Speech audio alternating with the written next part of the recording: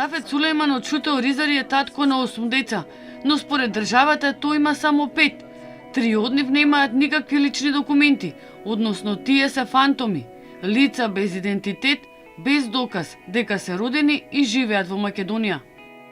Значи, децата ми учат у школа како се родени децата, значи ги имам документација од вакцината, значи тие се родени домашни услови, може да гледате од вакцините како се родени на трите деца.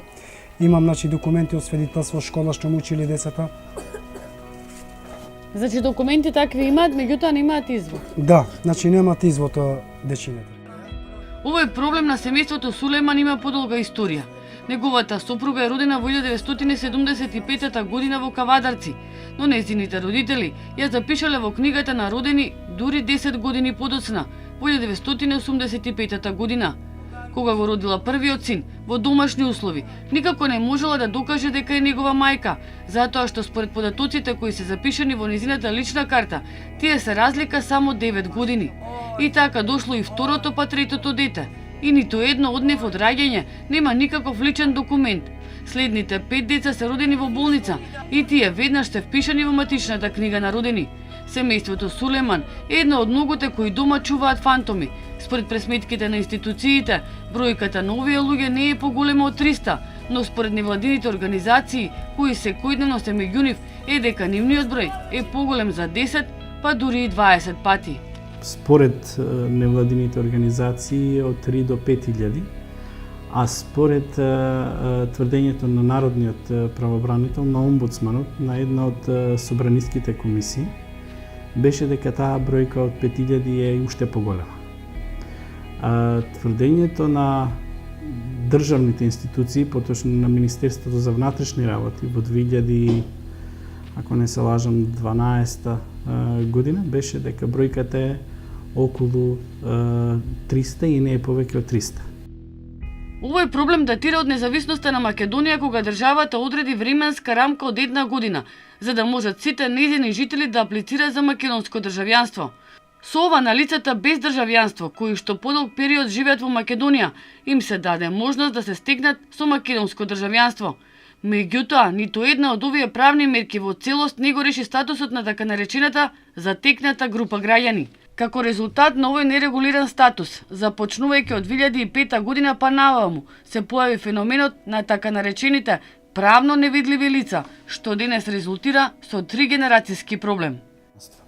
Овие лица се наследство од претходниот систем, заради нивната неукост или заради различни околности, не се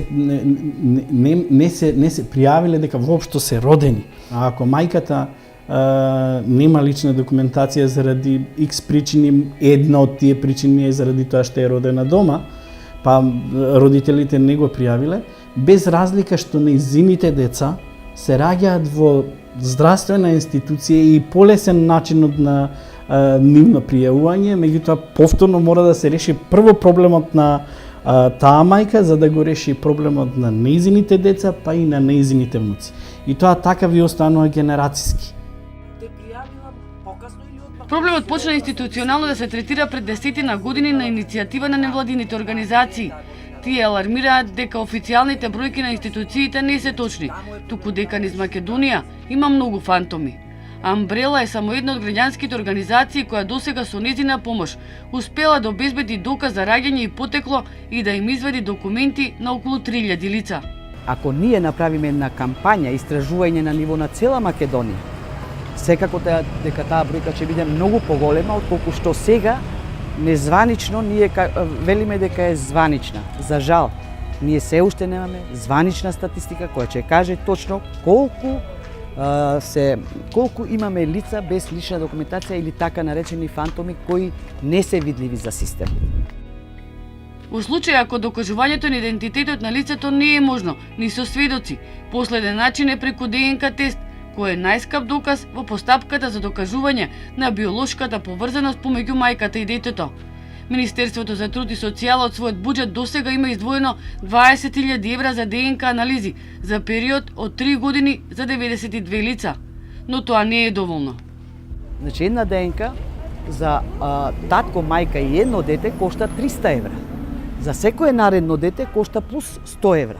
Значи тие семејства, бидејќи не се видливи во системот, немаат никакви бенефици, немаат пари да ја платат таа ДНК анализа. Но постапката на докажување на потеклото на семејните врски и местото и датумот на раѓање оди бавно. Процедурата, објаснува Шиковска, понекогаш трае и по 5 години. Сметам дека при поднесувањето на предметот, матичарот треба точно да каже кои се документи се потребни. А вака секој нареден пат, ајде треба ДНК, ајде треба потврда, ајде треба од вакцини и сето тоа трае. На листа на чекање веќе 2 години се и Ферди Бислими и неговите 2 сестри. Ферди има 22 години и тој е дух во институциите. Без немам никаков документ како да не постам ова. Како да ви кажам. Ако ич без документи. Како да не постоиш? Да. Дали си писмен, дали си учил во училиште? Зошто? Па заради овие документи. Дали имаш здравствено осигурување? Ништо нема. Не работиш? Кога има работа, работам, кога нема. Ама не си пријавен на црно. Да. До сега не си гласал, немаш право на глас. Немам заради овие документи што немам. Пасош, не си излегол од државата. Не, ништо ич, нигде. Добро утро, ако сакаш да се ожениш? Да. Што ќе правиш? Па како без документ нема ништо. Еве сестра ти се омажи, како? Она се омажила, ама нема сега ова документи и она како мене никако. Деца има? Има 2. И тие треба да се запишат во не, да се венчат, да се прат, ама ништо ише. Денеска утре. Да. Денеска утре. 2 години. Уште го нема нигде. Знаеш како викат, обечување, а лудо радување. Има повеќе причини поради кои има лица без идентитет, а кога нема да се почне од почеток, односно детето нема да биде заведено во системот, тогаш се е потешко. Со сигурност можам да кажам дека една од најголемите дискриминации кои може да му се случи на едно дете е да биде фантом, невидливо за државата, затоа што со него може да се тргува, да исчезне, да се проституира, да му се земат органи и едноставно не може да оствари ниту едно елементарно право, ниту право на заштита, на образование, здрав и сигурен, безбеден живот и правилен раст и развој на детето. Поразително е за државата, за општеството, за секој граѓанин фактот што има случаи кога едно дете се родило и починало, а како никогаш да не постоело.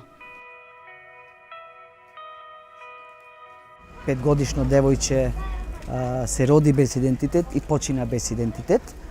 И едно 14-годишно момче, ова момче од Тетово фактички почина од карцином и од ненавремен третман затоа што детето немаше здравствено осигурување, а требаше да се лекува. А девојчето беше како несреќен случај и така. А кој одговара? Кој одговара? Кој да одговара? Кого да превземеме на одговорност? Но има и случаи во кои невидливите вршат кривични дела. Документ за идентификација е првото нешто што се бара доколку некој падне во рацете на полицијата. Кога ќе те фаќа некоја алфа полиција без разлика, што ти барат црна на бело. Немаш, за џабе ќе ме преведат тука у станица, ќе си јадам чуток за без вези. И ти им викаш јас немам документ. Немам. И тие што ти викаат? Ништо, се уште што чекаш да правиш. Во такви случаи без лични документи и покрај тоа што не се во системот и не може да се идентификуваат, судовите експресно реагираат. Таков е случајот со најстариот син на Сафет Сулејман, 22 годишниот судахан, кој во 2013 година е осуден на казна затвор од 10 години за криумчарење на мигранти. Јас се чудам како може да го преведат, да го затворат детено, кога нема никакво документ, значи нема идентитет и извод, документ сакам да кажам.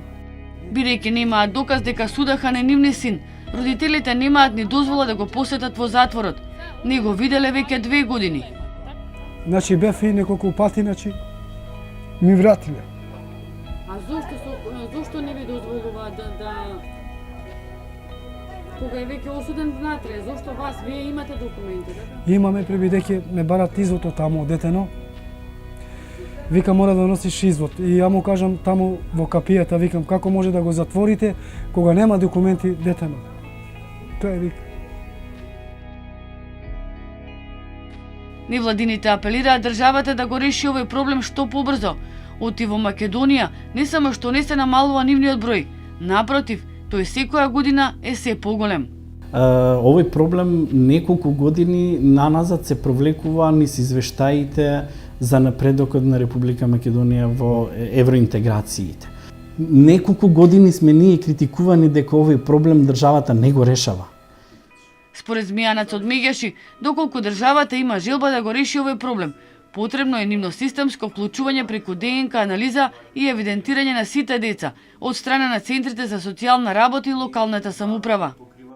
Нашиот предлог е државата да го отвори буџетот и кесето, да ги вклучи овие деца во градинка уште од рани години, затоа што едно дете вклучено на време во предучилишно образование, значи едно дете помалку чиј труд ќе биде злоупотребен и ќе биде на улица.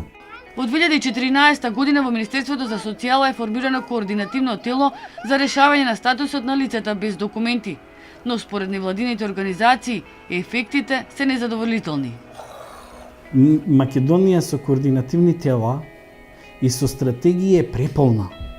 Меѓутоа, што аер народски кажано, што фајде од тоа, точно и сега ако некого прашате од тоа координативно тело, да, точно е дека се решени, не знам, 10, 20, 30 или 50 случаеви на лица без лична документација. Меѓутоа, што е со останатите 2950, ако ја земеме бројката од 3000.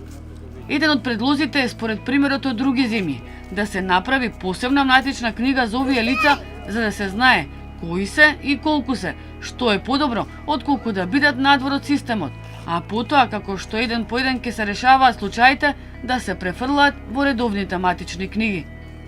Само треба добра волја од страна на владата преку одлука да се реагира, да се превземат некои поефикасни мерки и секако управата за водење на матични книги на родени побрзо да ги разгледува предметите, побрзо да постапува и побрзо да издава решение или уверение за упис во матична книга на родени. Додека изработувавме оваа сторија, податоци добивме од МВР, Народниот правобранител, многу невладини организации, но не успеавме да добиеме никаков одговор од Министерството за труд и социјала. Иако ова министерство е надлежно и е главна алка во бирократскиот синџир на институции, која треба да биде иницијатор и носител во решавање на проблемот со лицата фантоми. Македонија има план и стратегија, има и координативно тело и акцијски план, но досега во решавање на овој проблем има само срамежливи резултати.